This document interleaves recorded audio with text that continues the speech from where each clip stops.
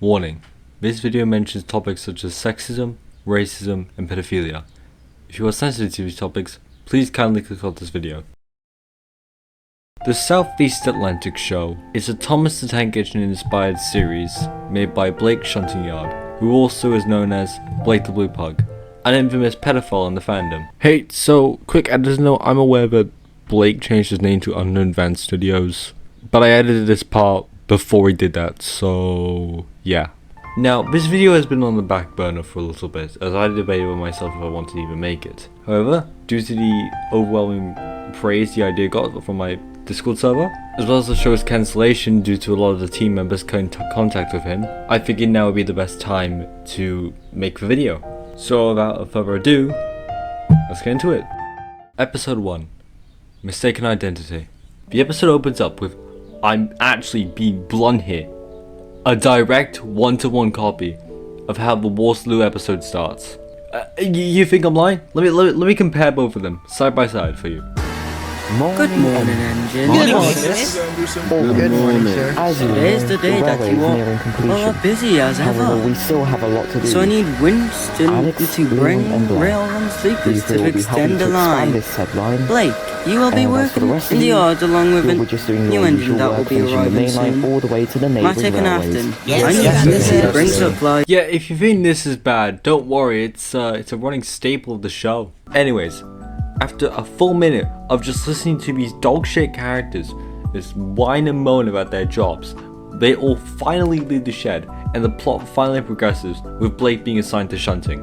After a quick montage of just Blake shunting, we finally meet the new engine, Noah. Great, are we going to learn what his personality is? Why he's come to the railway? Does he have any notable backstory? Oh, his only personality trait is that he looks like Blake. You know what, considering their allegations, it isn't that far. Anyways, they just talk about how they're both Great Western blue saddle tanks. Just then, Jared Fogle, the subway engine, tells Jeffrey Dahmer to get back to shunting, where we are then subjected to another montage sequence. Yay!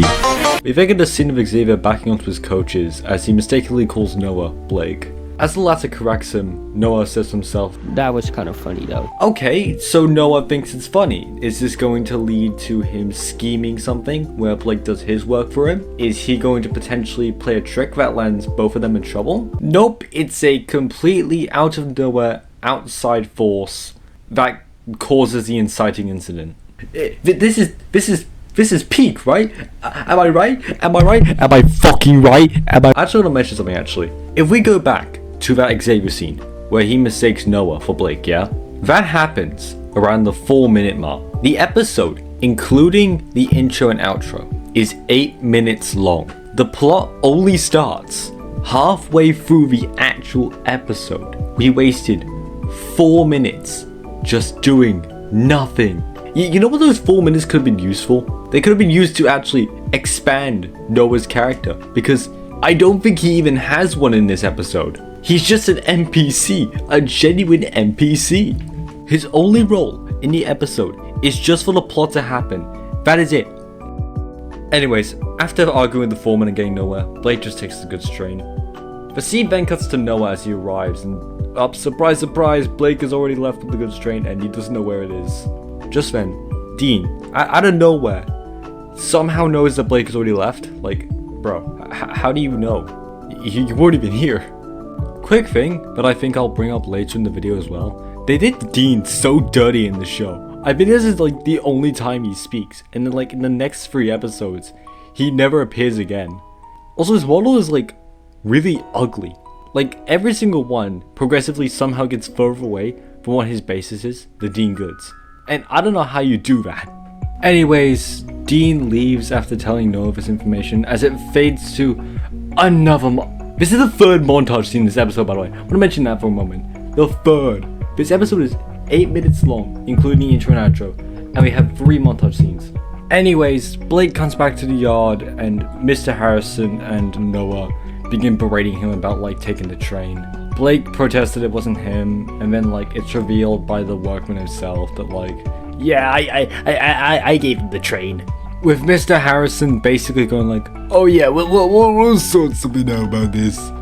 As it like fades to Xavier pulling into the yards. with him making the exact same mistake as he did earlier. So I guess Mr. Harrison's plan really didn't work, if Xavier is still able to state the two.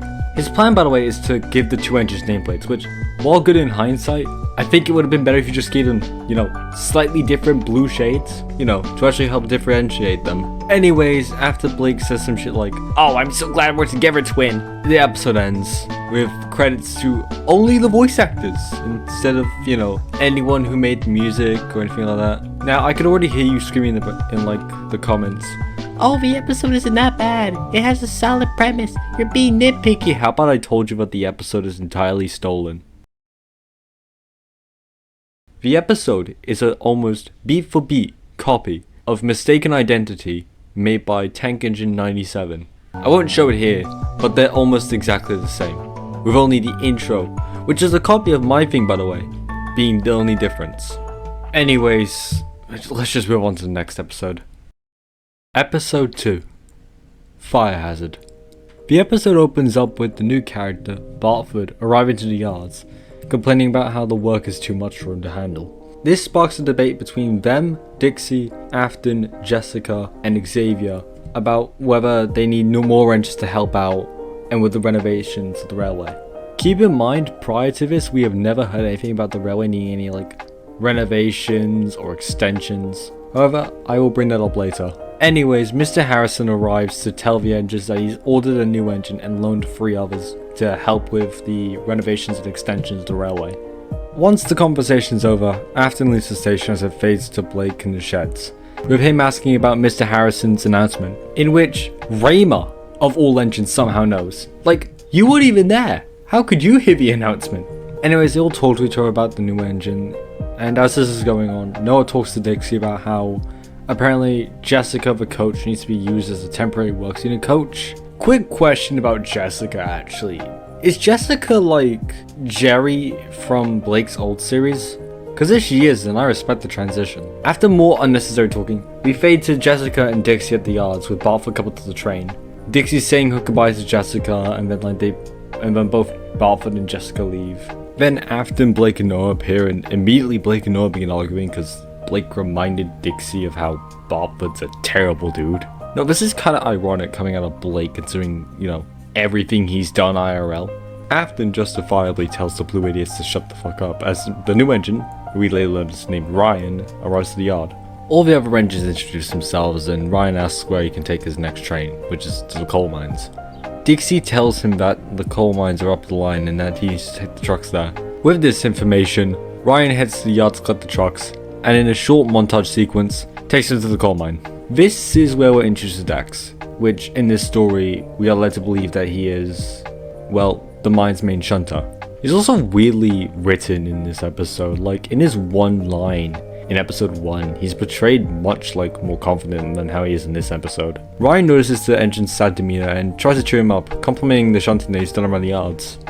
Dax takes this to heart and, Ryan collects his train after that. A montage scene of Ryan pulling his goods train then ensues as the trucks are all bored and want to scheme against Ryan to, cause trouble. They soon reach the tunnel and, the trucks naturally begin holding back their brakes. Ryan begins slipping and sparks come flying out of his funnel, which land in the trucks. As Ryan thinks that everything's gone well, we cut to... what the fuck?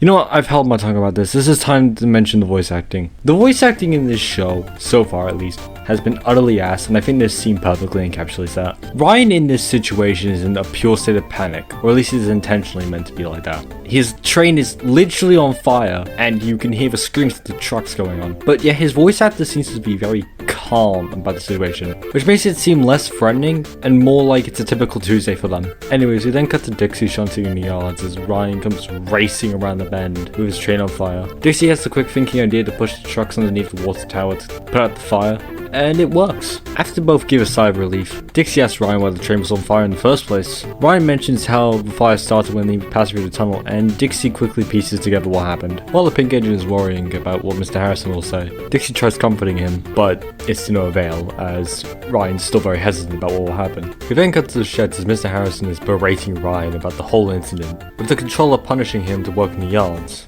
Once Mr. Harrison leaves, Raymond tries to comfort Ryan, and this is when Ryan opens up that apparently he's on the run from being scrapped, and that apparently the Epstein Railway is apparently the only place where he can go. You know, at that point I'd rather just, you know, die, but your choice, I guess.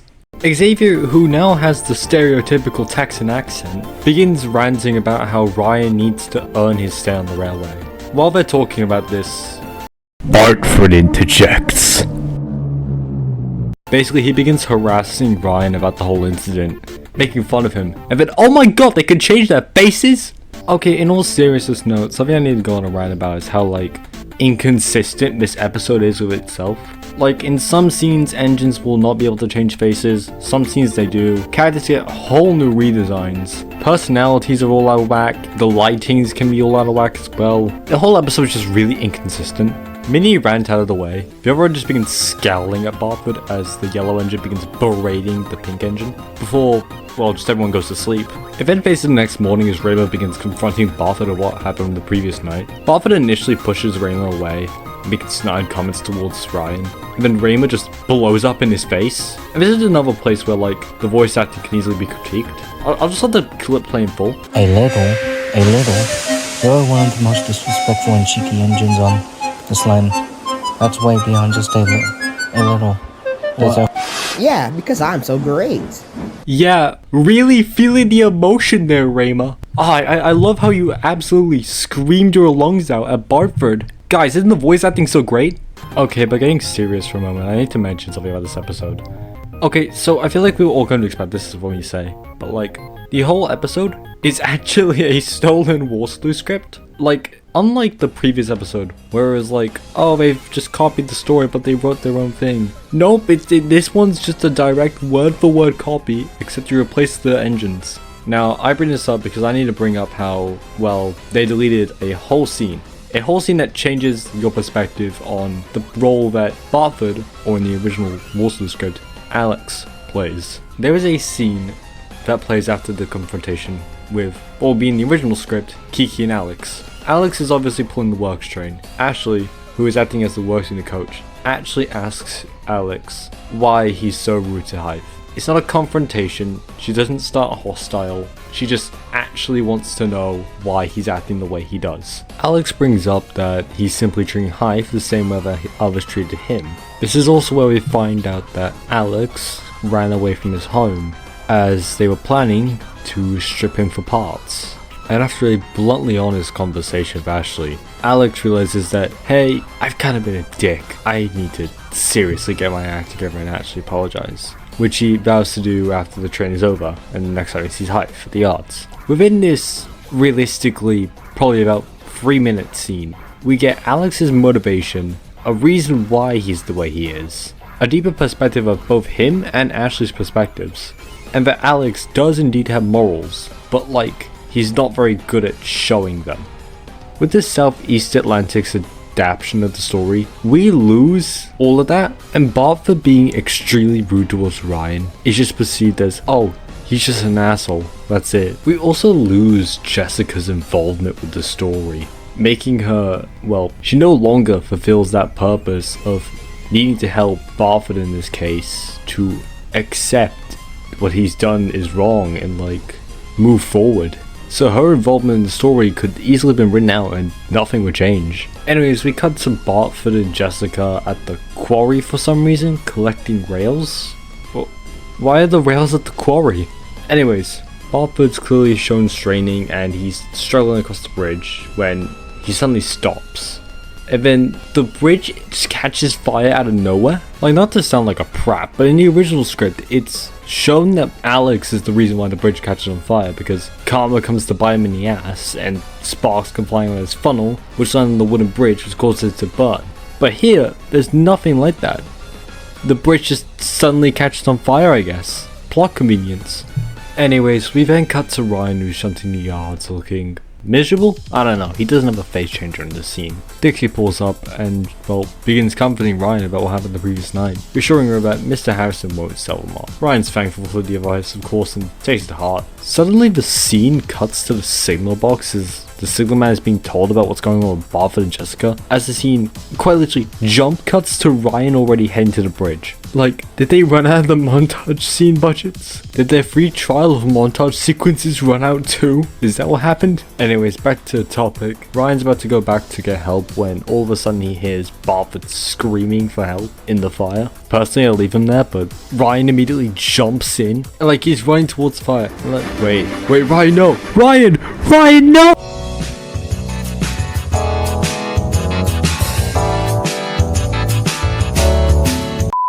Jokes aside though, Ryan goes into the fire to save Barford, and well, of course they're not going to kill him off. They obviously get off the bridge in time. Obviously everybody's exhausted, they're thankful that they got off the bridge, and Ryan asks how the fire started. And before we can get an answer, the scene just completely changes to the ending scene. No explanation of how the fire happened. No Barford properly apologizing to Ryan. No, nothing. Really feels like they really want you to hate Barford in this episode. Like to the point where there's no redeemable factors for them. Must be attributed to the fact that Blake just hates people who don't use their mics. Anyways, Dixie's thankful that everyone's safe and tells Barford that the control already knows what the fuck happened.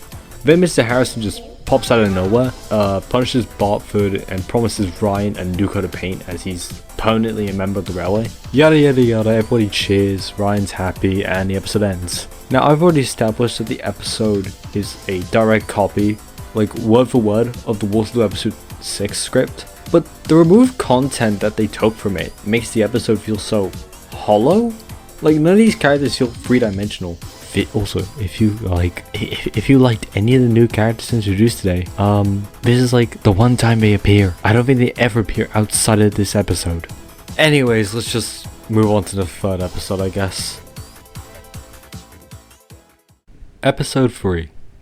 Winston's Windy Day. The episode opens up with the introduction of two new characters, Ivory, a C2X, and Winston, a Furnace Railway K2. Within the first minute of the episode, we learn that Winston is doubting himself. He's talking to Ivory about how he's getting old, he doesn't know if the controller's going to keep him around any longer, and he feels like his time is nearly up. Ivory tries to cheer him up, saying that Mr. Harrison wouldn't scrap either of them, reassuring the old engine that he's not going anywhere. Side note, actually, I do low-key like this scene. This is one of the rare scenes in the show that I actually do enjoy. The C2Xs and the K2s are fairly old engines being built in like the 1890s. So it makes sense why these two would have like a deeper connection and be able to talk about topics like this, compared to the likes of, I don't know, Ryan, I guess. Anyways, then quickly cuts to Afton at the sheds complaining about how Winston's allowed to pull passengers. This is quickly met with all the other engines defending Winston on their lives. You know, trying to comfort him and saying that he's still useful despite what Afton's saying.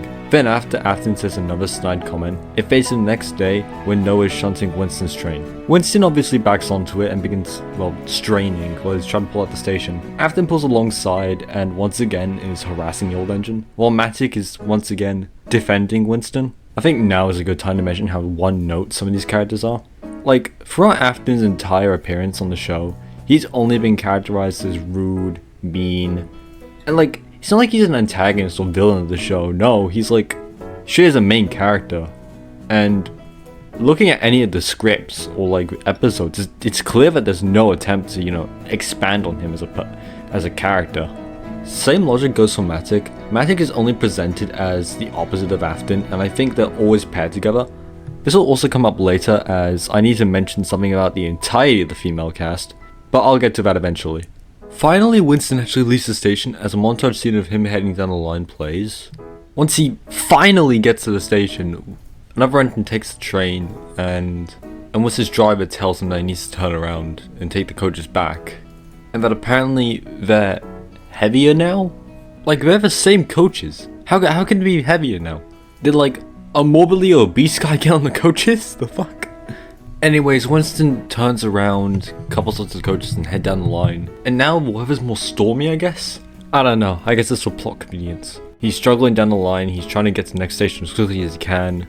And suddenly...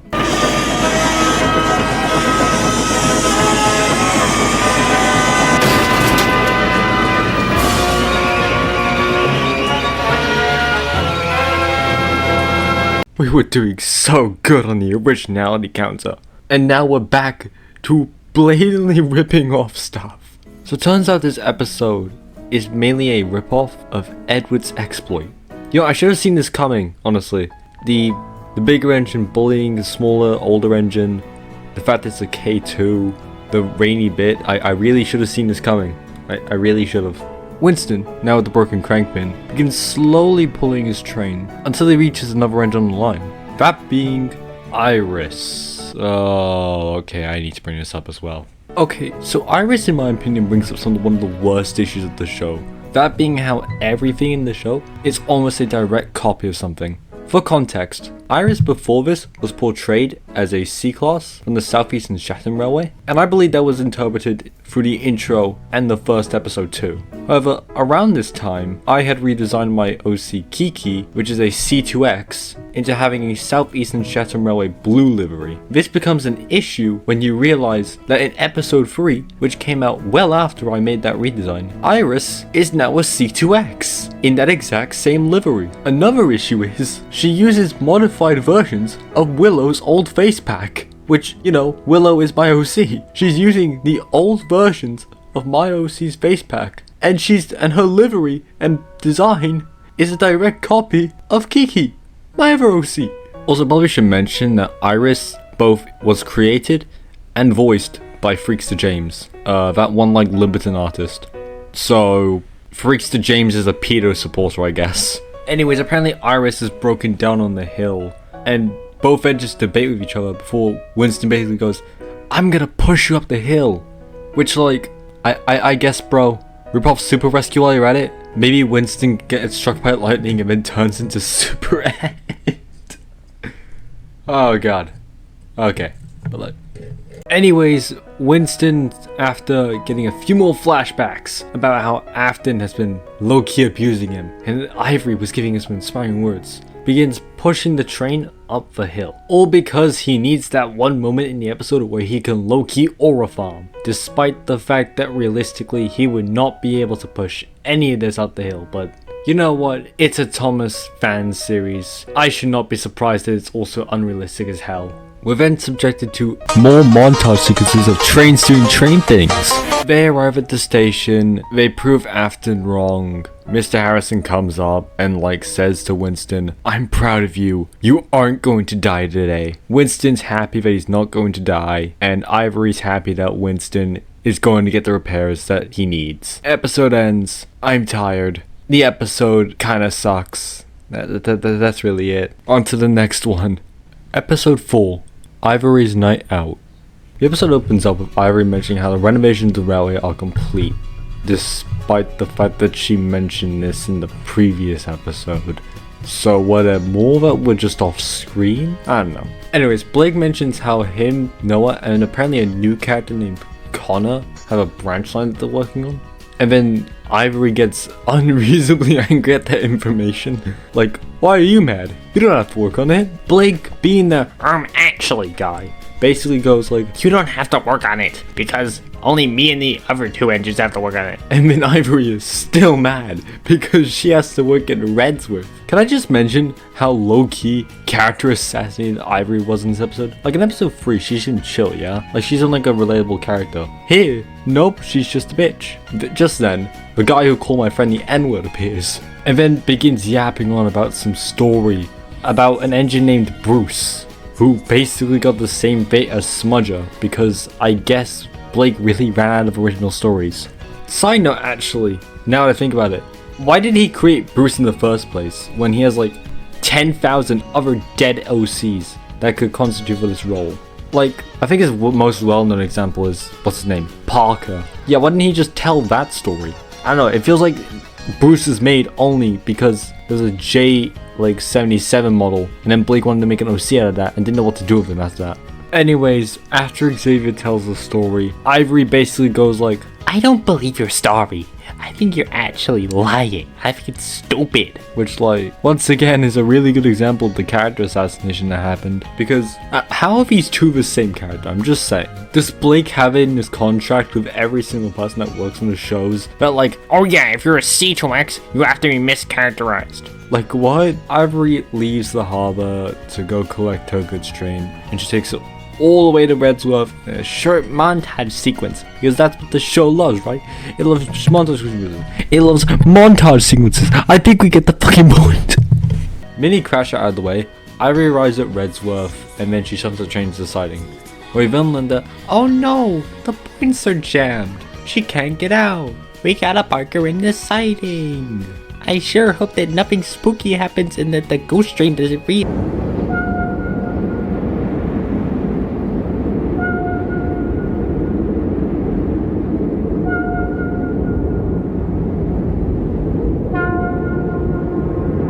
Hello? Is anyone there? Please talk?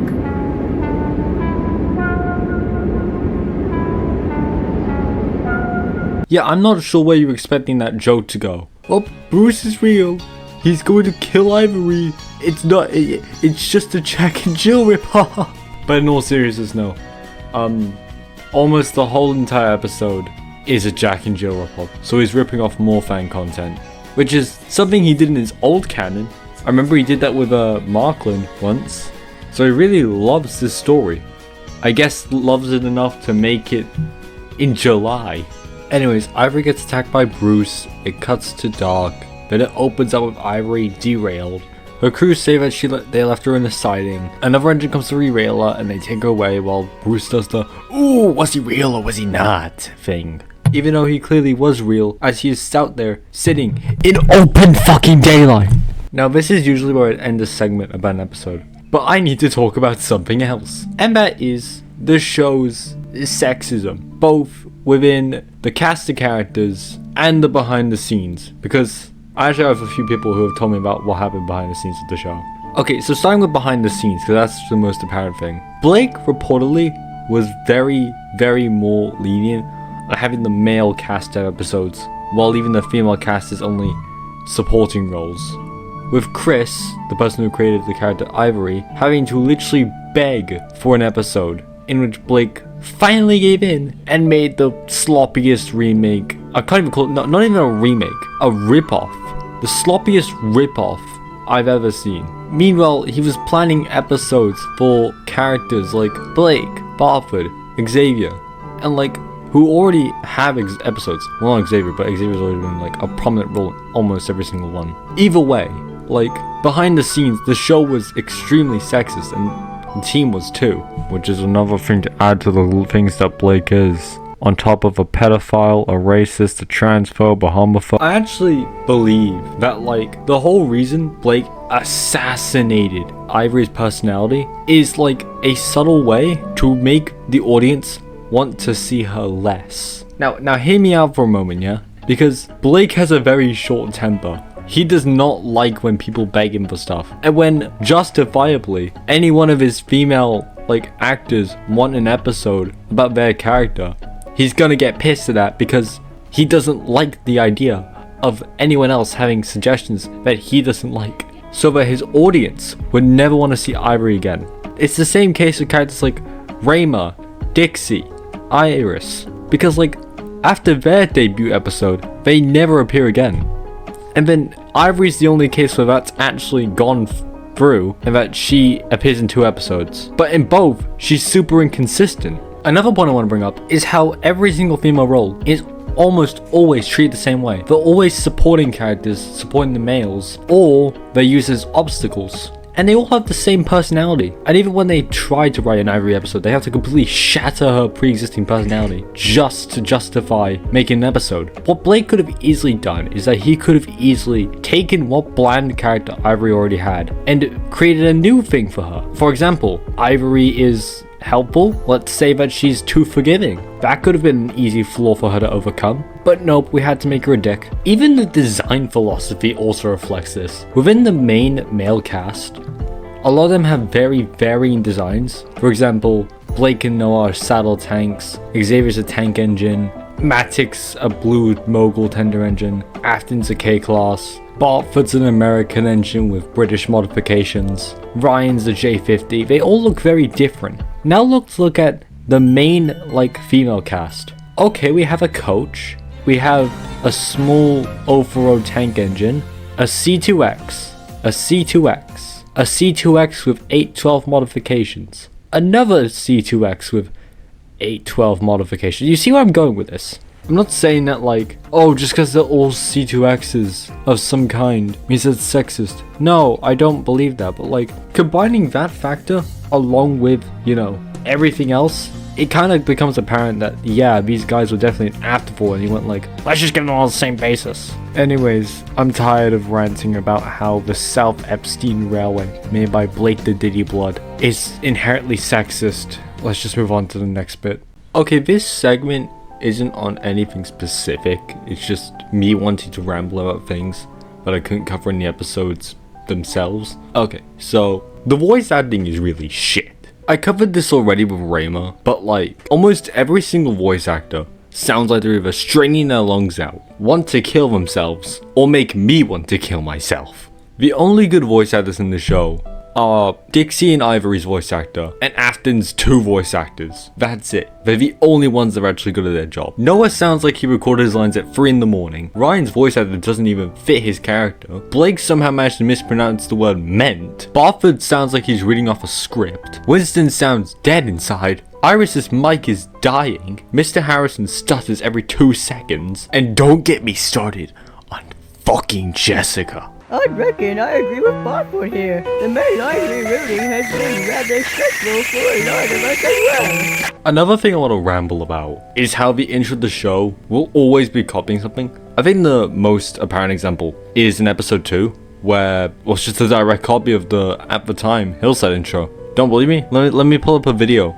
of them both side by side.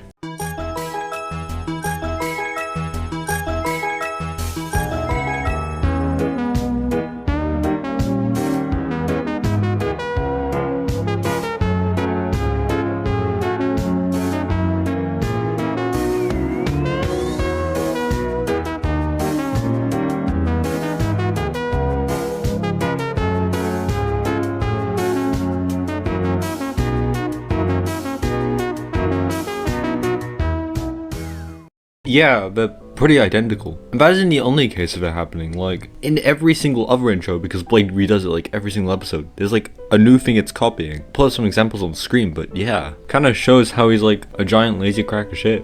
One more thing is that like, he credits nobody other than his friends for anything. Like, he'll put in the credits like, I made the game, oh, these are all my friends. And then like, he won't credit the music, he won't credit sound effects, nothing like that. I think this is enough rambling from this section, so I'm gonna move on to the next one. Yeah. Cancelled episode. Yeah, no, I bet you weren't expecting this to be a topic. Now, due to the community post being deleted, I can't show screenshots of this. But Blake released a script on his community posts of a cancelled episode. The episode being titled Xavier and Shadow. Obviously, because the episode is cancelled, there's no proper way to show off the clips. So for visualization, I'll use clips from what I'll assume is the episode itself, and random clips of both characters from like previous episodes. We start off at the sheds with everyone congratulating how the railway's finally finished, but how they're exhausted. Just then, Shadow appears introducing himself as one of the new engines that Mr. Harrison's loaned apparently. One line I meant to mention is how Shadow says that apparently Ryan arrived 2 days before, which implies that at least after episode 2, the show has been on like a day-to-day basis. Like, episode 2 happened on Monday, episode 3 happened on Tuesday, and then this episode would take place on like Wednesday. Back to the main story, everyone begins like introducing themselves, and then like Xavier for some reason has random beef with this new engine that he's just met. Keep in mind, he's not portrayed like this in any of the other episodes. Anyways, they begin arguing until Noah and Blake go like, please stop arguing, we want to go to sleep, we should all go to sleep. And then like Shadow says he just want to sleep in the sheds, and apparently that offends Blake because he just says to Shadow like, fuck you. And like, why are you offended? He's not like insulting you, he just wanted to leave the sheds.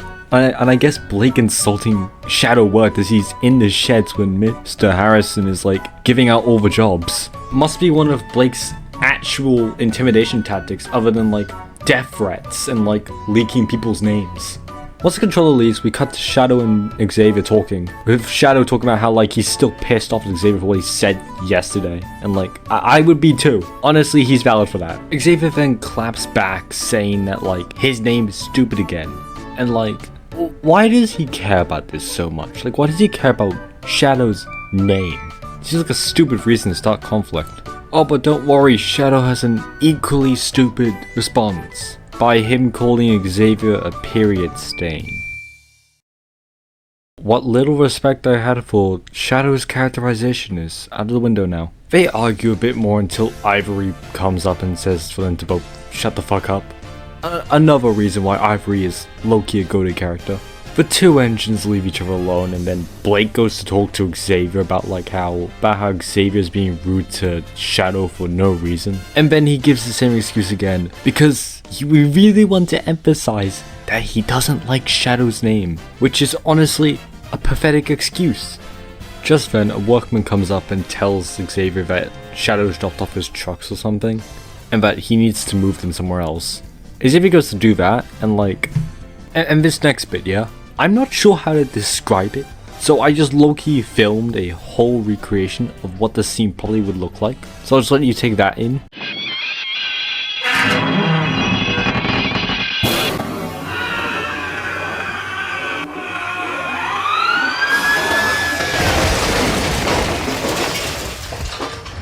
Just like, Jesus Christ. How's he not dead? This is even me over-exaggerating the crash, cause in a select few photos of the episode he genuinely looks like he's fucking dead. But no, unfortunately, this chud of a train is still alive somehow.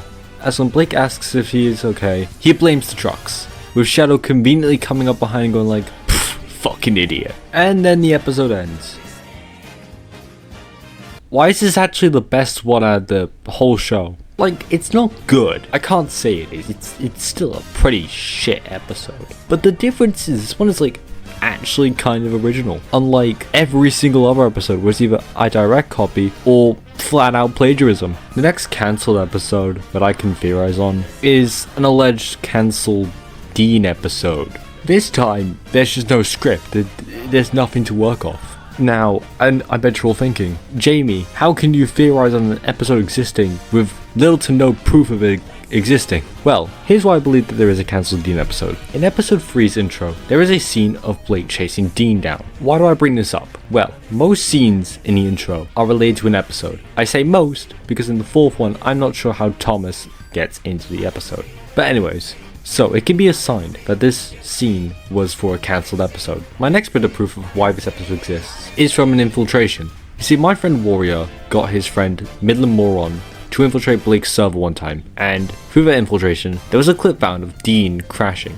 Now, if we examine this clip, that it has the same weather and is pulling the same goods train, meaning that these two clips have to be connected to each other. You also have to understand when these clips were created. You see, these clips were created after the Thomas the Breakdown Train Sega Genesis video came out. And knowing that Blake likes to copy content, it is fairly reasonable to assume that he wanted to copy this with his Southeast Atlantic show, resulting in this episode's creation. Oh, but Jamie, I hear you saying, what about that one video that Bartford posted of Rayma and Matic in the same situation? And to that I say, it's probably not canon, as that was made by Bartford and Blake writes the episodes. I say write in quotations because, well, he copies most of his content. There's also apparently the episode 5 where Bartford dies or something, and while I was sent the script for that, for some reason I am unable to open or access it, so I won't cover that. Which then leads us to the end of this segment. Let's just move on to whatever's next. Okay, so we've heard my opinions on the show throughout this entire review. But I figured, why not let a few other people say what they think about the show? Heck, even people who have worked on the show or were a part of it. So, here's other people's take on the show. My honest opinion about this show, bad, it's shit, it's just shit. The editing, the voice acting, the recording, the game itself, it's just shit. It's bad. I would not recommend watching it. It's bad and just don't watch it. It's made by a pedophile anyways. It's bad. I would not recommend watching that shit. Here's my opinion about the show. The whole show is not good in my opinion.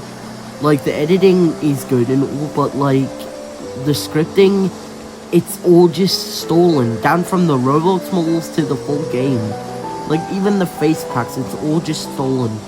And as previously seen before in the video, there are so many montage scenes. Like, come on, bro. Like, why are there so many montage scenes? You don't need so many montage scenes. In all, this show is just an absolute piece of shit. I don't recommend it. Mostly, like, some of the OCs, not some of them, like, all of the OCs are just absolute dickheads to each other. And mostly Blake is just portrayed as the nice guy. And not to mention that the whole show is just sexist. Like, if you have noticed it so far, like, most of the female characters all are just bitchy-ass personalities who are just, like, motivation things for the male characters. Like, that is just so sexist. Like, you can have some characters that are, like, helping and all that can be female, but come on, that is just so sexist when you do it like that. My full opinion on this, in concluding all, is the show is shit, don't watch it, it's just a ripoff. Yeah, bye. Time for my own personal opinion about this. Personally, I kind of just hate the show. I just hate it. No explanation needed, but I will if I want to stay on the camp. Spotlight for a little while, so let's talk. Episode 1 and 2 were bad. They were just rip-offs. Episode 3 made me want to bawl my eyes out and castrate myself considering that will. It's basically just Tank Engine John's version of Edward's exploit. And episode 4, it's pretty much just Percy's ghostly trick, except the engines aren't playing a trick. Now, the original episode 4 would have been good, if not for the fact of the hypocrisy. If you're watching this and you don't know who Blake is, Jamie should have linked a video, well, not videos, but like a playlist of the stuff that he has done and documented. I don't know what my friends were thinking when they wanted to stay around with Blake, but they've separated themselves from him, so that's a good thing. Alright, that's enough from me. I have some work to do. Alrighty, so my feedback on the South Atlantic Railway show is that it fucking sucked, and all the females in there were like mistreated, and they were all mischaracterized so much, especially my character Ivory, which is why I left. I feel bad for standing up for Blake, and I genuinely don't regret leaving his side. I didn't play a character, but I don't like that one of them was named Bardford. It's an ugly name. That's really all I have to say. Bardford is a bad name. So yeah, the editing was cheap. Some of the voice actors were very horrible, especially the voice actor for Rayma. I hate Rayma! Anyway, and then Bardford was there. It's a bad name. So yeah, that's my take on the South Atlantic Railway. Bye! Honestly, this little fucking gunna baffles me. Why is he just ripping off Waterloo? It's just another Waterloo recolor that nobody likes, made by a pedophile who nobody likes, full of cringe OCs, which are just recolors of just Thomas, Percy, James. He's literally just a Percy recolor. But why does he think his OCs are actually interesting, man? Even worse, it's also just a Hillside ripoff.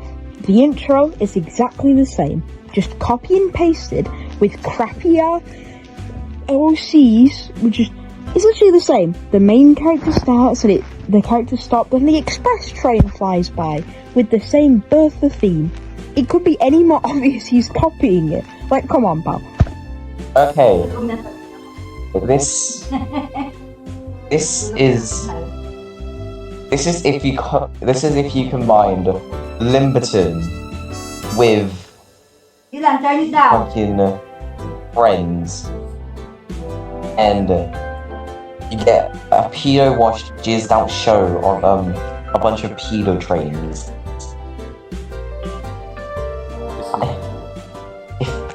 If kids were to watch this, and like a genuine kid, like genuine kids would have to watch this, they would not like it. I think they would be harassed. I feel like they'd be harassed because, well, you've got Jeffrey Epstein locomotive staring at you 24/7. And, yeah.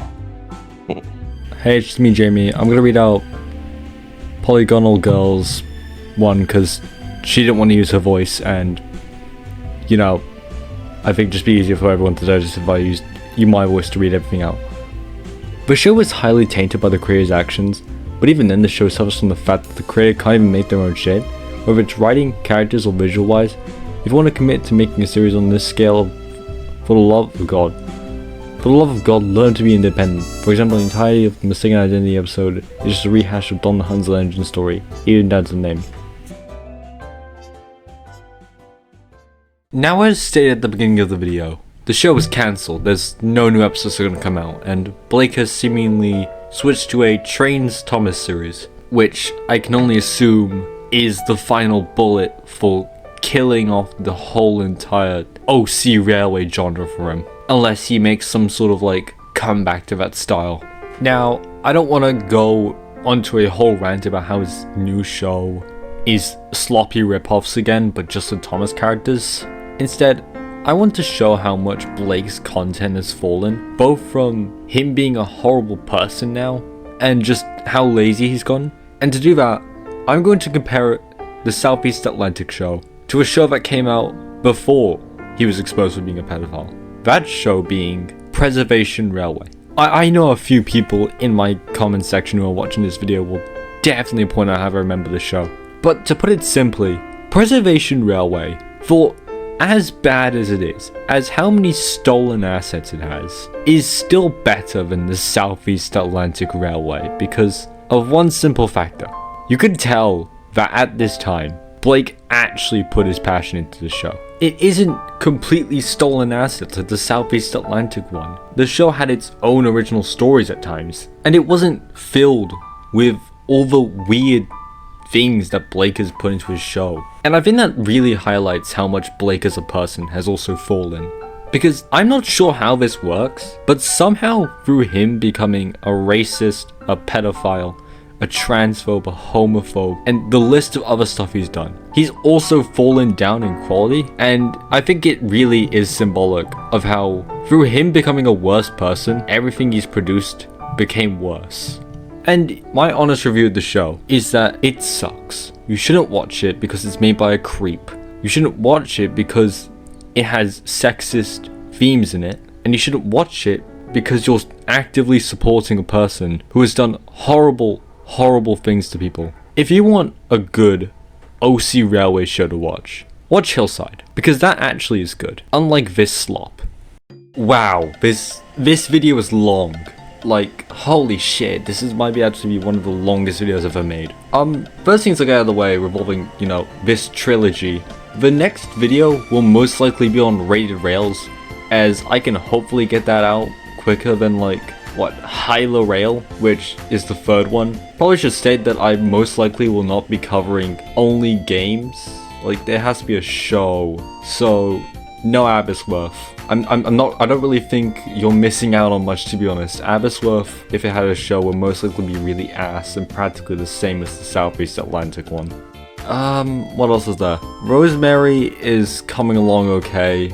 I got like a good chunk of story ideas out. I've written one of the stories at the moment and debating if I should release it as an audio story first or if I should wait until I begin filming anything. So that might come out probably around the tail end of 2026. Just thanks for watching, to be honest. I didn't think people would really be interested in this video idea. But then like, obviously the Discord server really liked it, and then just, yeah. As per usual, all the credits will be in the description. I'll leave an unlisted playlist of all the songs used in the description as well as a Google Drive of the whole show, as I think you should watch it through Google Drives instead of YouTube, just to avoid supporting Blake in any sort of way. Anyways, that's all for me today. Bye!